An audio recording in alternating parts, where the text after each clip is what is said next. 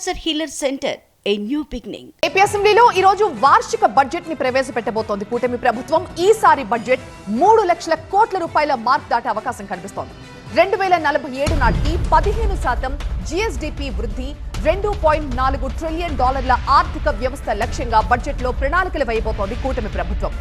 ఆర్థిక లోటు ఉన్నా కూడా సంక్షేమ పథకాలకి ప్రాధాన్యం ఇవ్వడంతో పాటుగా అమరావతి, పోలవరం ప్రాజెక్టు నిర్మాణాలకు భారీ కేటాయింపులు జరిపే అవకాశం ఉంది. సూపర్ 6 పథకాలకు అలాగే విద్య, ఆరోగ్య రంగాలకి బడ్జెట్ లో నిధులు కేటాయించనుంది చంద్రబాబు సర్కార్. అటు 50,000 కోట్లతో వ్యవసాయ బడ్జెట్ ఉండొచ్చని ప్రభుత్వ వర్గాలంటున్నాయి. సూపర్ 6 స్కీమ్స్ కి పెద్దపీట. కూటమి ప్రభుత్వం కసరత్తు. ఏపీ బడ్జెట్ పై భారీ అంచనాలు.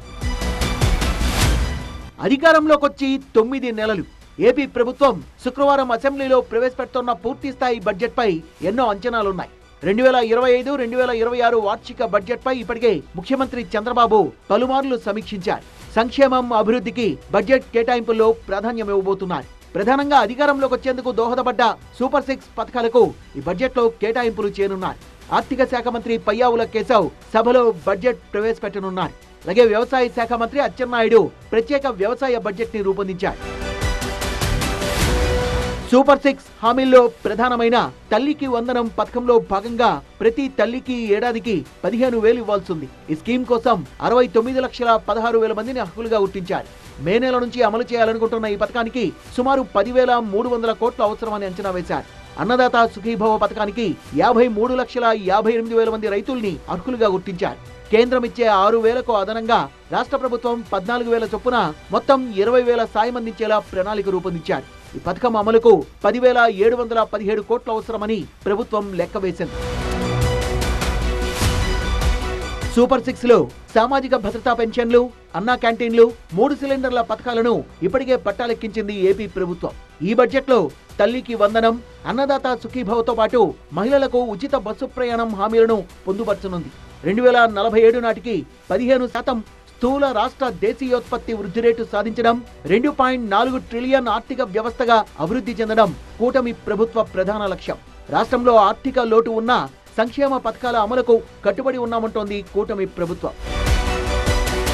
3 ఏళ్లలో 60,000 కోట్ల వ్యయంతో అమరావతిని పూర్తి చేయాలని ప్రతిష్టాత్మకంగా తీసుకుంది ఏపీ ప్రభుత్వం.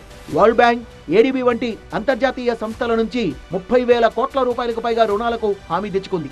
అమరావతి కనెక్టివిటీ, రాజధాని సంబంధిత ప్రాజెక్టులకు బడ్జెట్ లో ప్రాధాన్యమిచ్చే అవకాశం ఉంది. బడ్జెట్ లో అమరావతిపై క్లియర్ పిక్చర్ ఇవ్వబోతోంది ప్రభుత్వం. విద్య, ఆరోగ్య రంగాలకు బడ్జెట్ లో అత్యధిక ప్రాధాన్యం ఇవ్వాలనుకుంటోంది ఏపీ రాష్ట్ర ప్రభుత్వం.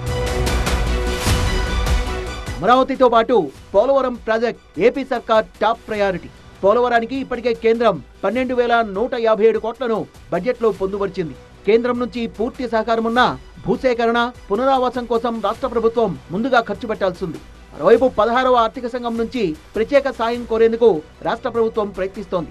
కేంద్ర పథకాలకు రాష్ట్ర వాటాను సమకూర్చి మరింత ప్రయోజనం పొందేలా ఆర్థిక శాఖ వ్యూహాన్ని సిద్ధం చేస్తోంది. మొత్తంగా ఏపీ బడ్జెట్ ఈసారి రికార్డు స్థాయిలో 3 లక్షల కోట్ల మార్కును దాటనుందని తెలుస్తోంది. Cancer healer centre a new beginning.